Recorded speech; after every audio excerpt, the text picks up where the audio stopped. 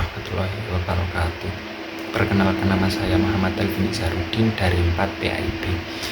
Baik, langsung saja. Dalam ini saya akan membahas mengenai penggunaan media visual dalam proses belajar mengajar. Jadi penggunaan media visual dalam pembelajaran, terutama PAI, sangat penting dalam meningkatkan pemahaman, minat, dan hasil belajar siswa. Media visual seperti gambar, grafik, video, dan animasi mampu menyampaikan informasi secara lebih menarik dan mudah dipahami dibandingkan dengan metode konvensional. Media visual tidak hanya menarik perhatian, tetapi juga memperkuat daya ingat dan mendorong kreativitas siswa.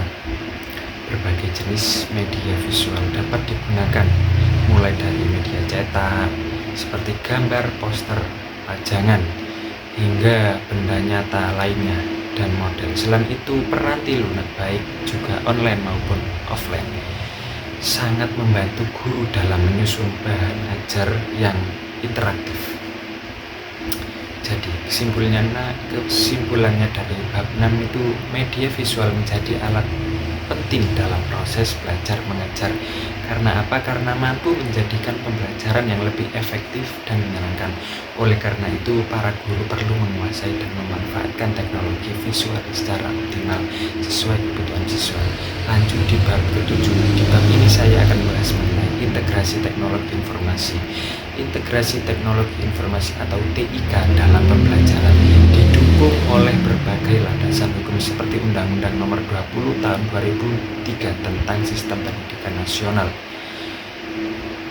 Secara teoritis, konsep seperti computer mediated communication menjelaskan bahwa meskipun pembelajaran dilakukan secara daring, kehadiran sosial tetap dapat terbangun meskipun dengan keterbatasan isyarat nonverbal.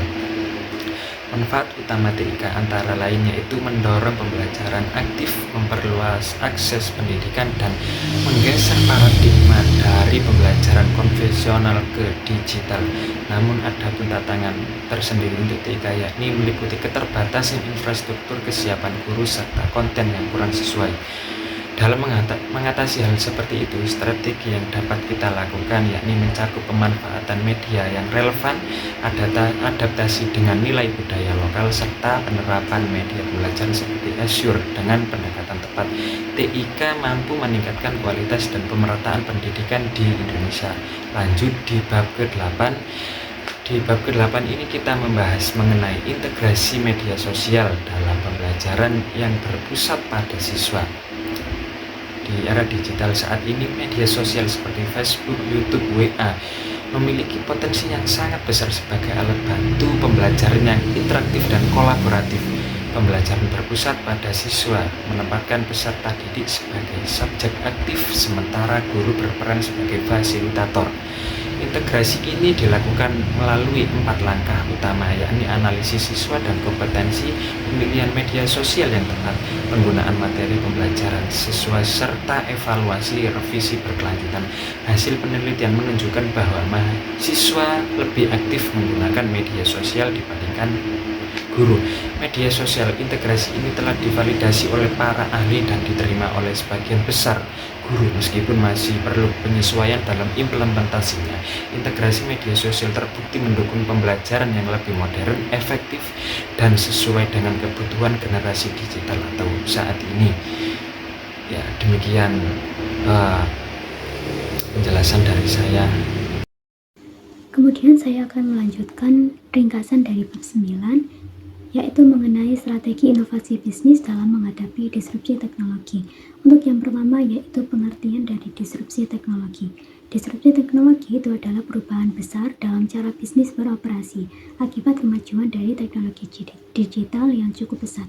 Untuk dampaknya bisa mengancam model bisnis lama, namun juga membuka peluang baru bagi sebuah inovasi. Kemudian yang kedua, yaitu tantangan bisnis di era disrupsi. Persaingan bisa semakin ketat karena munculnya pemain baru yang berbasis teknologi. Kemudian perubahan perilaku konsumen yang dimana mereka menginginkan layanan cepat dan juga efisien. Kemudian kebutuhan akan adaptasi terhadap digitalisasi dan otomatisasi. Kemudian strategi menghadapi disrupsi teknologi. Yang pertama ada inovasi produk dan layanan, di mana di dalam inovasi tersebut itu mengembangkan produk baru yang berbasis teknologi. Yang kedua, transformasi digital, itu mengadopsi teknologi di dalam proses bisnis seperti AI, big data, cloud, dan lain-lain. Yang ketiga, agility dan adaptability. Di situ bisnis harus fleksibel dalam menyesuaikan sebuah strategi. Dan yang keempat, kolaborasi dan kemitraan. Mereka bekerja sama dengan startup atau perusahaan teknologi. Kemudian pengembangan SDM. Di sana yaitu melatih karyawan agar melek digital dan inovatif. Kemudian studi kasusnya itu misal ada contoh perusahaan seperti Gojek, Tokopedia, dan Netflix yang sukses dalam berinovasi untuk menghadapi disrupsi teknologi. Untuk kesimpulannya yaitu inovasi bukan lagi sebuah pilihan melainkan keharusan. Perusahaan yang tidak berinovasi itu berisiko tertinggal dan digantikan oleh pemain baru yang lebih adaptif terhadap teknologi. Kemudian ringkasan dari bab 10 yang mengenai pembelajaran jarak jauh atau PJJ yang berbasis teknologi informasi dan komunikasi atau TIK. Untuk pengertiannya, PJJ merupakan metode belajar tanpa kehadiran fisik guru dan siswa di tempat yang sama, namun mereka terhubung melalui internet dan platform digital. TIK yaitu teknologi untuk mengakses, mengolah, menyimpan, dan juga menyampaikan sebuah informasi secara cepat dan efisien. Yang kedua, hasil penggabungan pembelajaran jarak jauh dan juga TIK. Yang pertama, akses pembelajaran dari mana saja, dan yang kedua, fleksibilitas waktu belajar.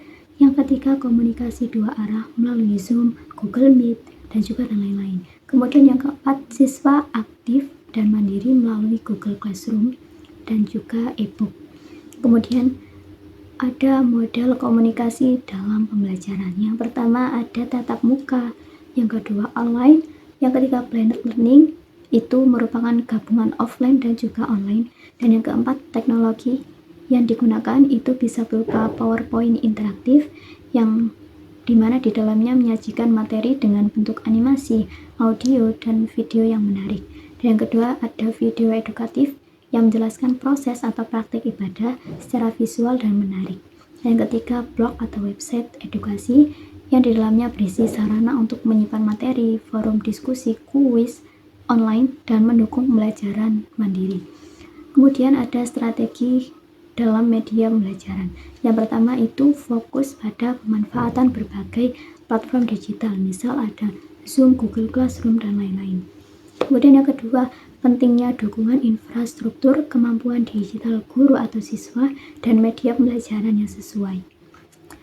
Untuk kesimpulannya yaitu pembelajaran jarak jauh yang berbasis TIK itu bisa membuat proses belajar lebih fleksibel, interaktif, dan juga mudah untuk diakses.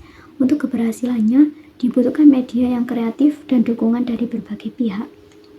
Mungkin itu saja ringkasan dari bab 9 dan 10 dari saya. Kurang lebihnya mohon maaf. Wassalamualaikum warahmatullahi wabarakatuh.